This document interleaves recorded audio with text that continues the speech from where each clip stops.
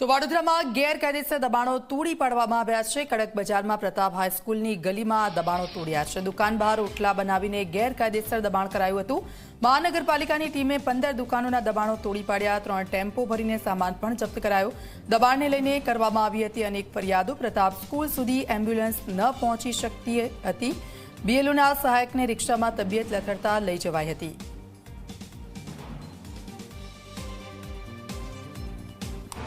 વડોદરાના સયાજીગંજ વિસ્તારમાં આવેલા કડક બજાર માર્કેટમાં કોર્પોરેશનની ટીમ ત્રાટકી છે।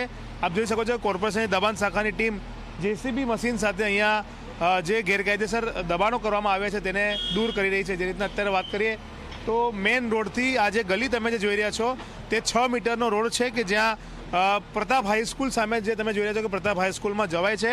થોડાક સમય પહેલાં અહીંયા જે બીએલઓના સહાયક હતા તે અચાનક હાર્ટ એટેક આવતા તે નીચે ઢળી પડ્યા હતા અને અહીંયા એમ્બ્યુલન્સ પણ આવી શકી ન હતી, જેના કારણે બીએલઓના સહાયકને રિક્ષામાં બેસાડીને સયાજી હોસ્પિટલ લઈ જવામાં આવ્યા હતા, જ્યાં તેમનું મૃત્યુ થયું હતું।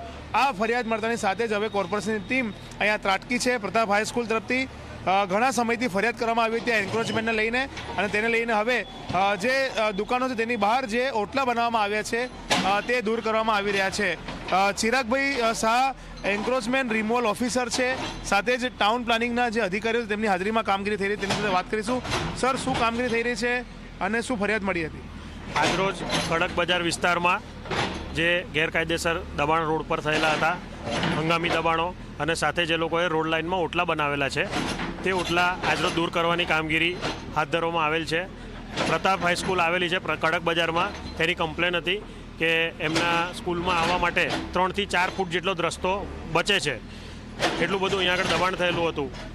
એ અમે આજરોજ દબાણ શાખાની ટીમ, ટાઉન પ્લાનિંગ વિભાગની team, Sayajiganj police station, traffic વિભાગનો સ્ટાફ, એસઆરપી અને વોર્ડ નંબર 13નો સ્ટાફ, સમગ્ર સ્ટાફને સાથે રાખી અને દબાણ દૂર કરવાની કામગીરી હાલમાં ચાલુ છે। 15 થી 20 જેટલા ઓટલા હાલમાં દૂર કરેલા છે અને 3 ટ્રક જેટલો સામાન જપ્ત કરેલો છે અને અત્યારે કામગીરી ચાલુ છે। તો જે રીતના 15 થી 20 ઓટલા તોડવામાં આવ્યા છે, 3 ટ્રક ભરીને સામાન જપ્ત કરવામાં આવ્યો છે અને અત્યારે પણ કામગીરી ચાલુ છે।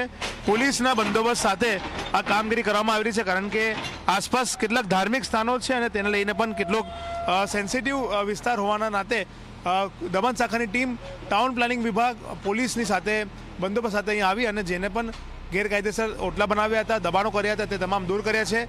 ગેરકાયદેસર સામાન જે છે તેને જપ્ત કરવામાં આવ્યો છે અને હજુ પણ દબાણ શાખાની જે કાર્યવાહી છે તે ચાલુ છે। કેમેરામેન મુકુંદ દવે સાથે રવિ અગ્રવાલ, ઝી મીડિયા, વડોદરા।